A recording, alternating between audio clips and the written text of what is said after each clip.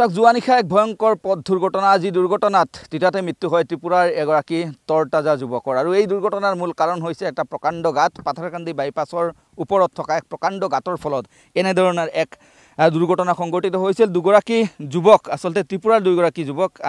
সম্পৰ্কত দুগৰাকী ভাতৃ হয় সেই দুগৰাকী যুৱক আচলতে ডিব্ৰুগড়ৰ পৰা R15 মটৰচাইকেল লৈ এওঁলোক ত্ৰিপুৰালৈ গৈ থাকোঁতে নিশাৰ ভাগত এই যি ঠাই এইটো ঠাইত সেই দুৰ্ঘটনাৰ ঘটনা সংঘটিত হৈছিল আৰু এই দুৰ্ঘটনাৰ একমাত্ৰ কাৰণ হৈছে বাইপাছ পথৰ ওপৰত থকা প্ৰকাণ্ড এই যি গাঁত এই মুহূৰ্তত আমি দেখুৱাইছোঁ এই গাঁত আৰু এই গাঁতৰ কাৰণে বিভিন্ন সময়ত দুৰ্ঘটনাৰ ঘটনা সংঘটিত হৈ আহিছিল কিন্তু তথাপিও বিভাগীয় কৰ্তৃপক্ষৰ ফালৰ পৰা এই যি ঠাই এই ঠাই মেৰামত নকৰাৰ অভিযোগ দীৰ্ঘদিনৰ এই মুহূৰ্তত মই যদি উল্লেখ কৰোঁ তেতিয়াহ'লে এইটো ঠাইত আচলতে মৃত্যু হোৱা যুৱকগৰাকীৰ নাম আছিল হৃদয় হুছেইন আৰু তেওঁৰ ভাতৃ শামীম আহমেদ যথেষ্ট আঘাতপ্ৰাপ্ত হৈছে এই দুৰ্ঘটনাত AS06 AF 8918 number R15 motorcycle লৈ এওঁলোক সুদূৰ ডিব্ৰুগড়ৰ পৰা ত্ৰিপুৰালৈ গৈ থাকোঁতে এই স্থানত এই ঘটনা সংঘটিত হয় দুঃখজনক বিষয় হৈছে এই গাঁতত যেতিয়া সেই মটৰচাইকেল গাঁতত পৰিছিল তেতিয়া চিটিকি পৰিছিল দুয়োগৰাকী ভাতৃ আৰু ইয়াৰে যিগৰাকী হৃদয় হুছেইন সেই হৃদয় হুছেইন যেতিয়া চিটিকি পৰিছিল পথৰ ওপৰত তেনে সময়ছোৱাত বিপৰীত প্ৰান্তৰ পৰা অহা এখন কণ্টেইনাৰ বাহনৰ চকা হৃদয় হুছেইনৰ মূৰৰ ওপৰেদি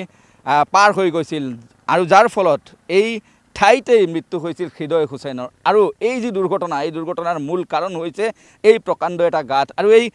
যি গাঁত এই গাঁতত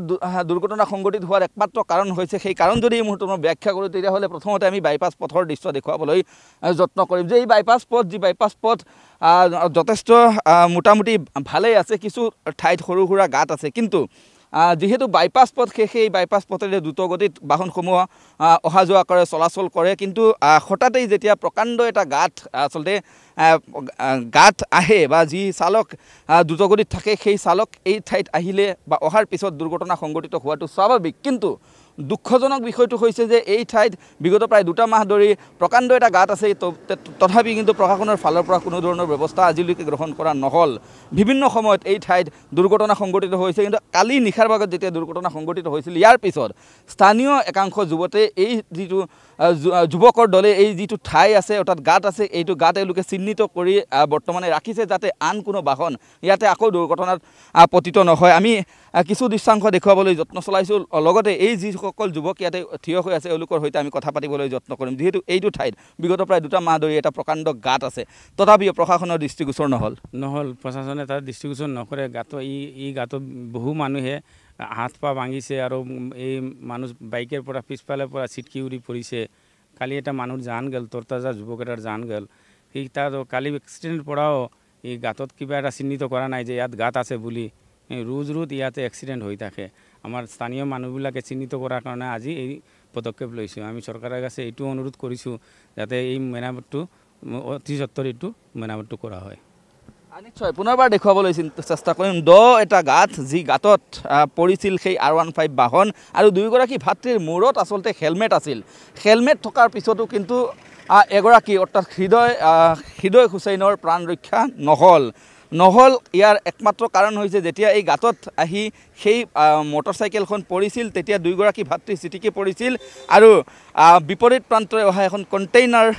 কণ্টেইনাৰ ট্ৰাক গৈ আছিল সেই সময়ত আৰু হৃদয় হুছেইনৰ মূৰৰ ওপৰেদি সেই ট্ৰাকখন পাৰ হৈ গৈছিল আৰু এক মৰ্মান্তিক দুৰ্ঘটনা সংঘটিত হৈছিল আৰু এনে যিসমূহ গাঁত আছে ৰাষ্ট্ৰীয় ঘাইপথৰ ওপৰত সেই গাঁতসমূহ আচলতে মৃত্যুৰ কাৰণ হৈ পৰে বিভিন্ন সময়ত কিন্তু ইয়াৰ পিছতো যি সংশ্লিষ্ট বিভাগ আছে সেই বিভাগটোৱে কোনো ধৰণৰ পদক্ষেপ গ্ৰহণ নকৰে আৰু যাৰ ফলশ্ৰুতিত এই ধৰণৰ ঘটনা অহৰহ সংঘটিত হৈ আছে আৰু ইয়াৰ স্থানীয় লোকসকলে বা স্থানীয় যিসকল যুৱকে এইটো ঠাই চিহ্নিত কৰিছে এওঁলোকে উল্লেখ কৰিছে যে এওঁলোকে নিজাববীয়াকৈ এই যিটো গাঁত আছে সেই গাঁত এওঁলোকে মেৰামতি কৰিব যাতে অন্য কোনো হৃদয় হুছেইনৰ দৰে অন্য কোনো যুৱকৰ ইয়াতে মৃত্যু নহয় অৰ্থাৎ আমি ইয়াৰে পৰা দেখুৱাই দিছোঁ যে ৰাষ্ট্ৰীয় ঘাইপথত যে একোটা গাঁত যি গাঁতত পৰি বহুতৰে মৃত্যু হৈছে সেই গাঁতসমূহ কেতিয়া মেৰামতি হ'ব সেই গাঁতসমূহ কেতিয়া আচলতে যিসকল চালক আছে এওঁলোকৰ বাবে সুবিধাজনক হ'ব যি গাঁতসমূহ মেৰামতি কৰাৰ ফলত কেমেৰাত নিৰ্মলৰ সহযোগত কৰিমগঞ্জৰ পৰা মই মিষ্টু দত্ত NKTV+